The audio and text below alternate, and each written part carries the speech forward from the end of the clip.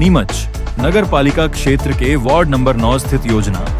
क्रमांक 18 में करोड़ों रुपए मूल्य की सरकारी अचल संपत्ति को लेकर एक बेहद चौंकाने वाला प्रशासनिक घालमेल सामने आया है, जहां नियमों को ताक पर रखकर किए गए अवैध नामांतरण और लीज नवीनीकरण को निरस्त हुए सालों बीत जाने के बाद भी नगर पालिका परिषद आज तक इस बेशकीमती भूखंड क्रमांक 15 को अपने आधिपत्य में नहीं ले पाई है। इस गंभीर लापरवाही को उजागर करते हुए आज भाजपा पार्षदों शशि कल्याणी, रूपेंद्र लोकस और आलोक सोनी सहित अन्य ने सीधे कलेक्टर कार्यालय पहुंचकर जन सुनवाई में एक तीखी लिखित शिकायत दर्ज कराई है, जिसमें उन्होंने साफ आरोप लगाया है कि सिविल कोर्ट का कोई स्थगन आदेश नहीं होने के बावजूद नगर पालिका प्रशासन भूखंड का भौतिक कब्जा लेने में जानबूझकर डील बरत रहा है और भूमाफियाओं को फायदा पहुंचा रहा है। इस पूरे मामले की जड़ें वर्ष 1981 से 90 के मूल आवंटन से जुड़ी हैं, जब यह जमीन प्रभुदयाल शर्मा को केवल 3 साल के लिए आरामशीन और लकड़ी की टाल संचालित करने के उद्देश्य से दी गई थी, लेकिन नियमों को दरकिनार कर इस सरकारी भूमि पर रेती और पत्थर का स्टॉक जमा कर व्यापार शुरू कर दिया गया,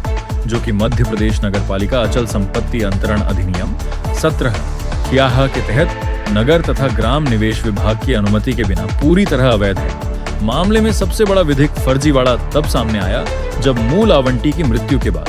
घनश्याम शर्मा और आशीष उर्फ राजू जायसवाल नामक व्यक्तियों के नाम पर 8 मार्च 2019 को रहस्यमयी ढंग से नामांतरण कर दिया गया, जबकि ये दोनों न तो मूल आवंटी के परिवार के सदस्य हैं और न ही वैधानिक उत्तराधिकारी। पार्षदों ने शिकायत में इस बात को पुरजोर तरीके से उठाया है कि इस नामांतरण के दौरान नपा में न तो असल वसीयत पेश की गई और न ही सक्षम अधिकारी के समक्ष इसे कानूनन सिद्ध किया गया, जिसके चलते अधिकारियों द्वारा अपने क्षेत्राधिकार से बाहर जाकर किया गया। ये आदेश और इसके बाद 8 जुलाई 2019 को किया गया 30 वर्ष का लीज नवीनीकरण अनुबंध स्वतः ही प्रभाव शून्य हो जाता है। शिकायत में नगर पालिका की कार्यप्रणाली पर यह बड़ा सवाल खड़ा किया गया है कि जब नपा ने स्वयं 1 अगस्त 2019 और दोबारा 22 अक्टूबर 2021 को पत्र जारी कर इस लीज अनुबंध को निरस्त कर दिया था और वसीयत को व्यवहार न्यायालय से सिद्ध कराने का आदेश दिया था, तो फिर सिविल कोर्ट में कोई वाद लंबित न होने पर भी आज तक इस लोकहित की मूल्यवान संपत्ति पर सरकारी ताला क्यों नहीं लटकाया गया। इसके साथ ही पार्षदों ने इस बात पर भी गहरा रोष व्यक्त किया है कि इस पूरे फर्जीवाड़े के पीछे जिम्मेदार रहे दोषी अधिकारियों के खिलाफ लोकायुक्त के स्पष्ट निर्देश होने के बावजूद अब तक कोई विभागीय जांच या दंडात्मक कार्रवाई शुरू नहीं की गई है। जन सुनवाई में इस मामले के गूंजने के बाद भाजपा पार्षदों ने कलेक्टर से मांग की है कि इस पूरे प्रकरण की फाइलों को तत्काल जब्त कर जांच की जाए और नगर पालिका की टीम भेजकर भूखंड क्रमांक 15 को अविलंब सरकारी आधिपत्य में लेकर वहां नप्पा का बोर्ड टांगा जाए, जिसके बाद अब देखना यह होगा कि इस उच्च स्तरीय शिकायत पर प्रशासन क्या सख्त कदम उठाता है। समस्या चूंकि लोकहित की जो मूल्यवान संपत्ति है स्कीम नंबर 18 में भूखंड क्रमांक 15, जो कि कम से कम 48 बाय 200 का स्क्वायर फीट 9600 स्क्वायर फीट का प्लाट है, जो तत्कालीन समय में जब यहाँ के टिम्बर व्यवसायी लकड़ी व्यवसायी जो थे उनको शहर के मध्य से विस्थापित करके एक स्कीम लाई गई नगर पालिका द्वारा, जिसे स्कीम नंबर 18 संबोधित किया गया। परिषद ने वो स्कीम स्वीकृत की, प्रस्तावित करी, अनुमोदित करी और कुल 14 प्लाट स्कीम नंबर 18 में काटे। इसलिए काटे कि जितने भी टिम्बर व्यवसायी है, लकड़ी का जो भी काम करते हैं, आरा मशीन संबंधी जो भी काम करते हैं, वो स्कीम नंबर 18 में विस्थापित हो जाए। कुल 14 प्लाट काटे। अब उसमें 14 प्लाट के बाद एक और कोई टिम्बर व्यवसायी बाद में आता है और अधिकारी कर्मचारियों से साठगांठ करता है, षड्यंत्र रचाता है, मिलीभगत करता है और एक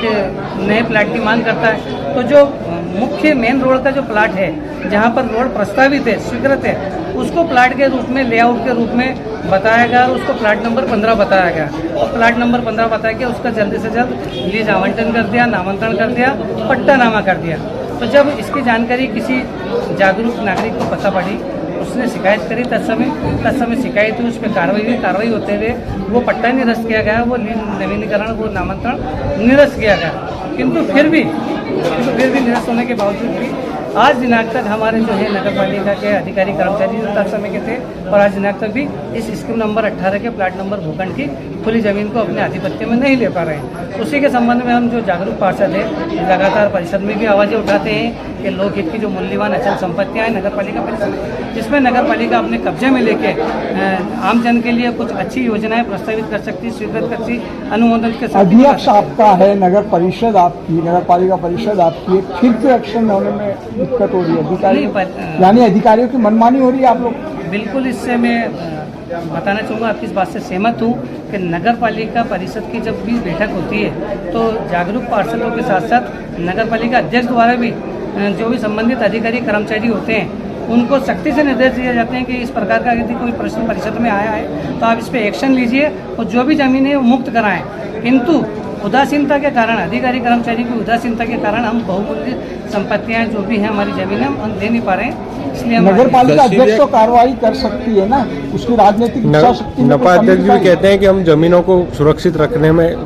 हैं, पर यह जमीन अभी तक क्यों नहीं कब्जे नगर में? पालिका अध्यक्ष की ही इच्छा शक्ति का अभी परिणाम आप पिछले कुछ दिनों से देखने में आ रहा होगा आपको। वो जो है कलेक्टर साहब से मिलती हैं और सीएमओ को भी निर्देशित करती है, उसका परिणाम ये आ रहा है कि अभी कई जगह हमने मुख्य मेन रोडों की जमीनें अतिक्रमण मुक्त कराई है। क्या माना जाए अभी भूमाफिया अधिकारियों पर हावी पड़ चुके हैं जो इस प्रकार की भी कार्रवाई नहीं कर रही उन पर? भूमाफिया अधिकारियों पे हावी किस प्रकार से हुए इसके बारे में तो मैं नहीं बोल पाऊंगा, लेकिन ये बताना चाहूंगा कि भूमाफिया हैं जो अधिकारियों के साथ आपकी मांग क्या है? ये काम कर रहे हैं। आप लोग क्या चाहते हैं? हम ये चाहते हैं कि बहुमूल्य जो संपत्ति है लोकहित की, ये बेकब्जा किया जाए और इस पर अच्छी प्लानिंग लेकर आए।